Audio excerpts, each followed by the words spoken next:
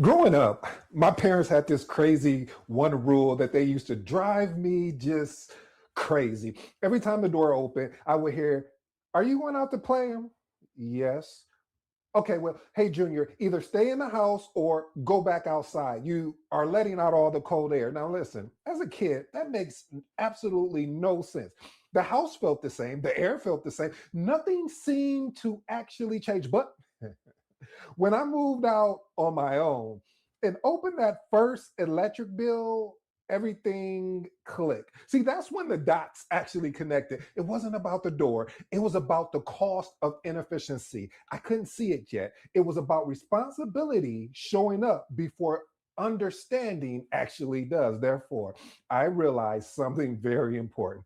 Some things only make sense once you're accountable for the actual outcome. And that's exactly what happens on your first day as a project manager. Yes, you're new. You walk into the organization and immediately notice things that really just don't make sense. Processes feel clunky, decisions feel slow, workarounds feel, let's be honest, they're not necessary. But instead of recognizing that fresh perspective as an advantage, most new project managers do the exact opposite. They assume they're missing something, so they stay quiet. They doubt what they see. Therefore, the organization loses one of the greatest assets, and I do mean the greatest assets, a set of unbiased eyes that aren't emotionally attached to how things have always been done. And this is where the first day lie actually starts and picks up. See, the lie is believing that because you're new, you shouldn't have problems yet. In reality, that's exactly why you see them, which leads us to the first principle every new project manager needs to understand. Your role is to connect dots. Others are too close to see. When you're new, you're not blind, you're unbiased. You're not inexperienced, you're unconditioned. And that's the perspective is a leadership advantage. You will learn how to use it. Principle number one, your role is to connect the dots. Others are too close to see. Oh, I like that, family. On day one, you're the only person not emotionally attached to how things have always been done. That distance is not a disadvantage. It's actually your leverage. Your value isn't in execution yet, it's in perspective. Why is this important? New PMs often feel pressure to act fast to prove value, but that's premature action and it usually fixes the wrong problem. Seeing patterns before proposing solution prevents wasted effort and your credibility is basically lost. Experiment with these actionable tips. Map stakeholders, decisions, and dependencies without proposing changes for the first 2 weeks. Let me say this because this has nothing to do with just being a new project manager, because in my eyes, a new project manager to me is somebody that is an individual that's starting with a new organization. Maybe it's a new team. Maybe you have a new manager. Maybe you just have, it's a whole lot of different concepts around that. But the point of it all, we're all new PMs. Every time you pick up a new project, you are really, in a sense, a new PM, unless you know the environment. Okay, that's my little rant. Here's my next actionable tip I love for you to experiment with.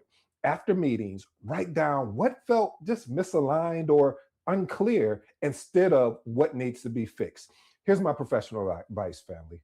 Strong project managers observe systems before intervening. Weak ones, well, they rush to demonstrate usefulness and lose trust early. And once you realize your value isn't an immediate answer, the next challenge becomes internal, staying calm when you don't have what it takes yet. And when I mean what it takes yet, I mean that you just have some questions and concerns, as my auntie would say, that it's just not adding up. Principle number two, confidence is not certainty.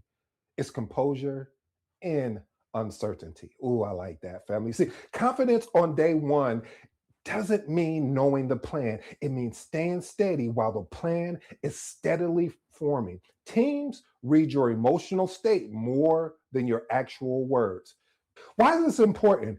People don't expect perfection from a new PM. They expect stability. Composure signals leadership even when clarity hasn't arrived. Experiment with these actionable tips. Replace "I'm not sure" with "let me clarify that before we decide." Next one. Slow your speaking pace in meetings, especially when pressure rises. Here's my professional advice, family. Composure is learned through restraint. The less you rush to fill silence, the more authority you project.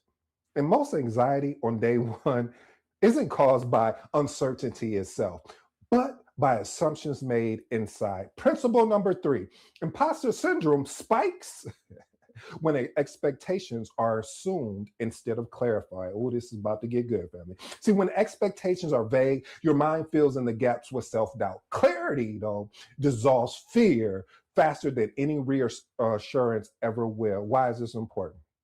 Unspoken expectations create imaginary standards you don't have an opportunity to meet, or you won't even show up to the actual meeting. Okay, I'm being facetious here. The point I'm trying to drive, family, is clarifying success criteria gives you something real to aim at. Experiment with these actionable tips. Ask your manager, what does success look like here in the first 30 days? Next one, confirm decisions in the meeting instead of guessing who owns what. What does that look like? Hey, John, I know that you said that you're going to provide us the document that we need by Tuesday. Is that still doable? Yes. That's a decision we've confirmed, and we'll send out a meeting recap to actually outline that. Here's my professional advice, family. Clarity is a leadership move. High performers ask questions early instead of apologizing later. Once expectations are clear, how you move matters more than how fast you move. Principle number four: early credibility comes from clarity, not speed. See, speed without understanding creates churn. What is churn? Meaning turnover. What is churn? Meaning people are turned off. Ooh, I like that. See, clarity creates alignment. Onboarding is not a race. It's just a collaboration period. Why is this important?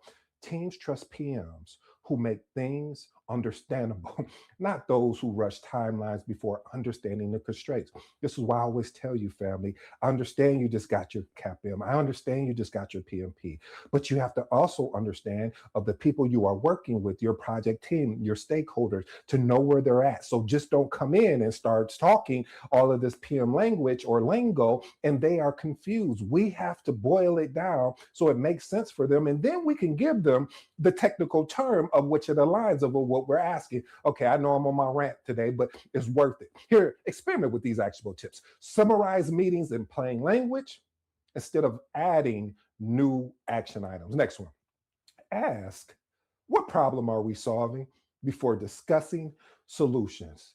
Here's my professional advice, family. Fast decisions are only respected when they're grounded in a shared understanding. And that clarity you bring isn't about expertise. It's actually about structure. Principle number five: you were hired to bring structure. Uh-oh. And not to know everything. I know all my intelligent, my geniuses out there. Matter of fact, let me just say this. This was me. I had to learn this the hard way. So you're getting something for free, meaning something for free as far as what I had to go through. So hopefully you don't have to go through that. I know that sounded like a Jay-Z line, and it was. But the point I am trying to make, family, is that it's important that you don't need to know everything, nor should you want to know everything. Because if we look at what a project is, what it is temporary endeavor.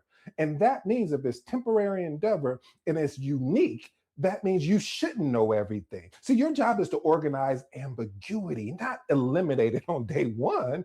Structure gives teams confidence, even when answers are incomplete. Why is this important? Teams feel safer when work has shape, rhythm, and visibility. Knowledge grows over time. Structure must exit immediately. Experiment with these actionable tips. Establish a consistent, and I do mean consistent, meeting cadence before proposing changes. Next one, introduce a simple, and I do mean simple, decision log or action tracker early. Here's my professional advice, family. Structure creates psychological safety. Now that's real leadership, not expertise flexing, not saying this is what I know.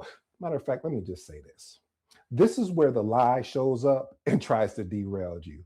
Principle number six: the lie is believing you must arrive as the expert instead of growing into the leader. See, leadership is not delivered fully formed on day one, it is earned through judgment, presence, and learning under pressure. Why is this important? Believing you must be the expert creates anxiety. It creates overcompensation. It creates a disconnect from, oh, watch this, family, of who you are becoming to who you are now. What do you mean by that, ED? Let's unpack that. Unpacking that is saying that right now, you are not the leader you need to be for this particular team. And the only way that you will be able to become that leader over time is to be able to be engaged, is able to be able to watch this, family, listen more than you actually talk. See, growth-oriented leaders give themselves room to evolve. Oh, this is getting good. Experiment with these actual tips. Say, I'll follow up instead of forcing an actual answer. Next one, keep a learning log of what you discovered about the organization. I always share with you, family. Keeping notes of what you've learned through various organizations that you work with gives you an opportunity to grow. And reason why I say that, because you get a chance to learn what you did at another organization or even department that either worked well or didn't work well, and how you could improve it next time. Here's my professional advice. Expertise impress briefly, but you know what compounds? Leadership compounds definitely.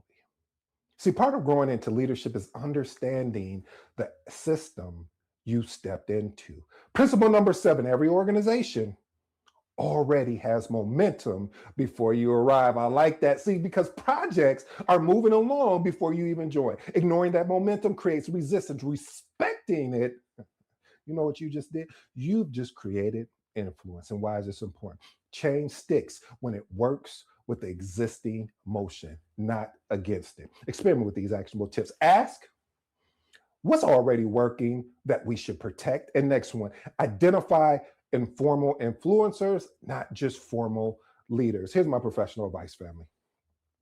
Leaders adapt to systems before reshaping them.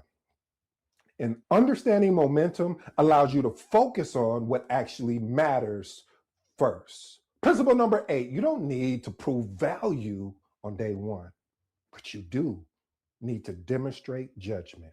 See, judgment shows up in what you delay, what you prioritize, what you choose not to change yet. Why is this important? See, early restraint builds long-term trust. Teams follow PMs who choose wisely and not loudly. Experiment with these actionable tips. Delay one critical decision until you gather more context. Next one, publicly prioritize one thing instead of juggling 10. And family, here's my professional advice. Judgment is the quiet signal of a senior leader. And that is where new project managers believe that proving yourself comes before understanding yourself in the actual role that you're in. And it doesn't. Here's the truth, family. You don't earn trust by proving yourself. You earn trust by demonstrating judgment. See, this is when imposter syndrome fades, when clarity replaces assumption and leadership replaces urgency. Some lessons don't make sense until responsibilities show up. The first day as a project manager is definitely one of those. If this resonates with you, don't rush past it. Choose one principle. Practice it intentionally this week. And if you know a project manager who's questioning themselves right now, send this episode their way. Because see, for those that are looking to build confidence, judgment, and leadership depth over time, it starts with this episode, and the next step starts with my mentoring and coaching. Link is in today's episode. If you're new to the episode, I go by the name of ED. For all you smart and intelligent folks out there, hey, listen, that just simply means Ed. Until next time.